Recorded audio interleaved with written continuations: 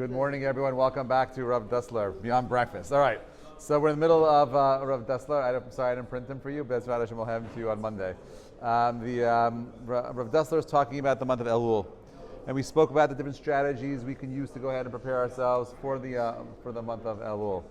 Okay, and he says that most of the time when we do mitzvot, we do them out of habit. We do them out of rote. Right? We do them because it's just, we're not thinking about it. We're an automatic, copy and repeat. And he says over here that if there is no reflecting on any inner awareness, right, any will to serve God, what's the value of the behavior? What's the value of the behavior or doing something that is in copy, repeat, copy, paste, copy, repeat? So he says there's a good deal of support for the view that actions of this sort have positive value, meaning you might think that the repetitive nature of automatic behavior is bad, but he says actually there is a place where it's positive, and he's going to explain. Mishnah Avot says that Talmud Torah goes well with ma'aseh matan, right? Business, right? Goes well with business. That learning Torah goes well with business. And we understand this, by the way, and most of the world understands this, and they think that the reason why we're so much better in business is because of our limud, right? In Korea, they actually translated the Gemara into Korean, so they could learn it, because they believe that the reason why Jews, Jack's checking it up right now. Oh, sorry.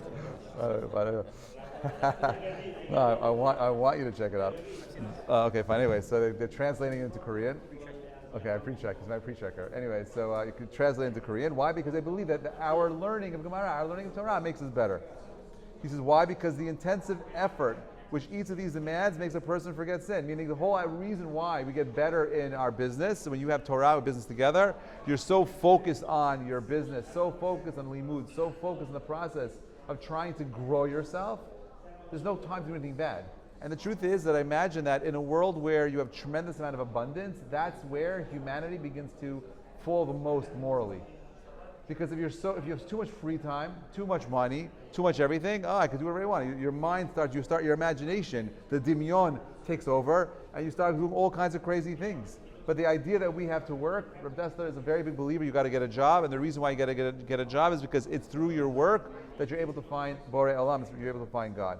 He said, we see that even an effort involved in economic activity, which is likely to be purely mundane, has the power to protect against temptation of the Yetzer Hara. Busying yourself with mitzvot and being absorbed in Torah learning has the power to awaken the Jew's inner motivation.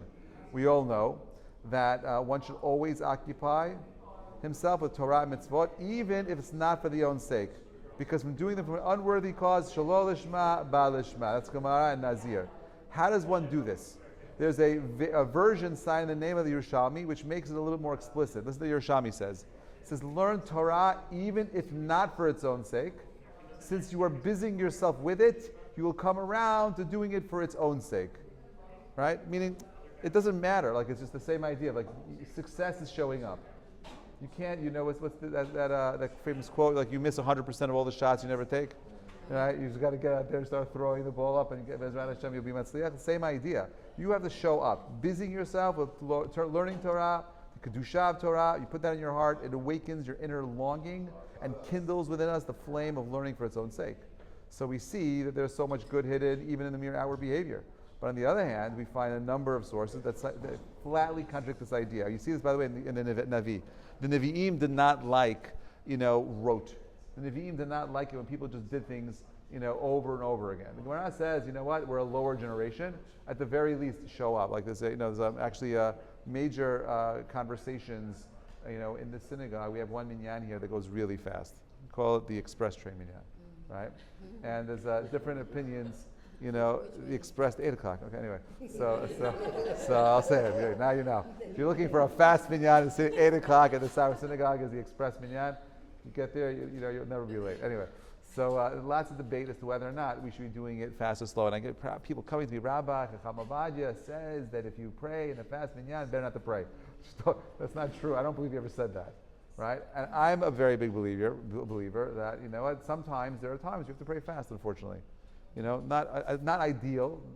It is very fast. Even for me, it's very fast. But there's this idea that sometimes you have to go fast. Sometimes going slow is not a good idea.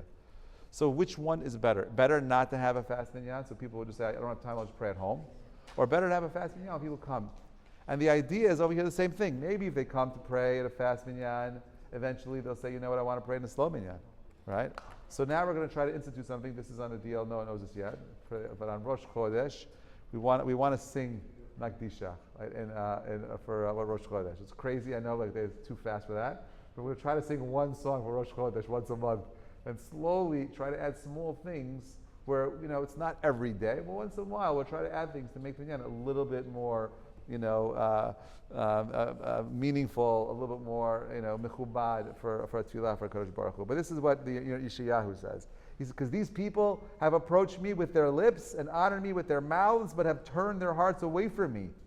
And their fear of me has been like human commands, learned by habit. Therefore, the wisdom of their sages shall be lost, and the understanding of their wise men shall disappear. Meaning, if there's no real kavanah in what you're doing, right? It's meaningless. If you think about it in a relationship, when you're married, you're in a relationship, you're going to get married.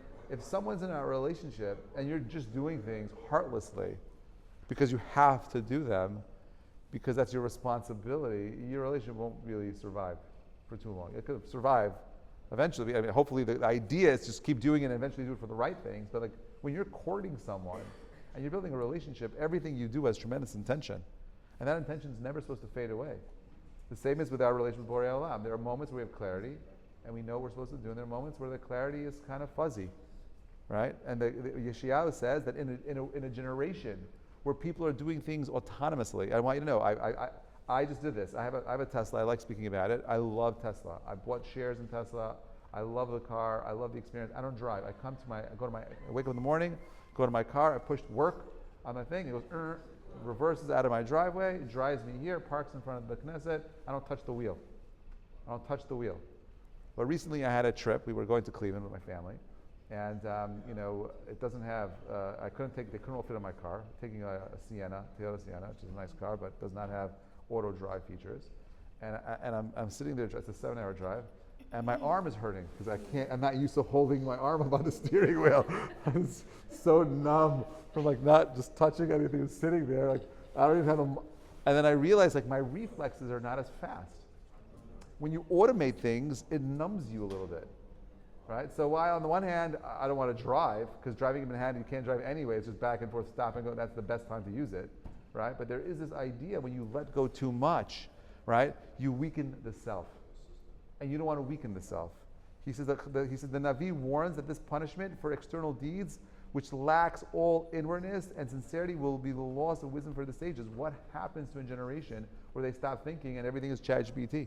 Oh, someone told me yesterday, he's not here, he's like, when he goes to the restaurant, he uses ChatGPT to help him choose what to eat from the menu. I'm like, are you nuts? He's like, I can't make choices. I'm like, so you're never going to learn how to make a choice if you're automating the choice for you. You're only making it harder for yourself. Right, that was a real conversation. I can't make that up. Anyway, we have a witness here. That's right. No, it was not him. He says that this seems to imply that the very opportunity of learned inwardness from our sages will be taken away from us. This is apparently a direct conflict with some of the source we said above. I mean, Navi says, you go ahead and you do automatic, you're going to lose wisdom, you're going to lose the chachamim. But the Gemara says, don't worry about it, shlo lishma, ba lishma. So which one is it? He says like this, when Avraham was asked by the king of the Philistines why he had not disclosed his true relation to Sarah, he said, there is no yirat shamayim, no fear of God in this place. So they would kill me in order to obtain my wife. But from what the Torah tells us, it appears that the behavior of the Philistines was exemplary. They welcomed Avraham when he came to living among them, and he gave him respect. The king was able to say to God in his dream, will you kill a righteous nation? But Avraham was convinced that this was all nothing but outward show, meaning it was all chitzoni pleasantries, like the Germans. The Germans were super courteous, super polite, a chitzoni, but inward, what were they? They were barbarian, not all of them, but many of them.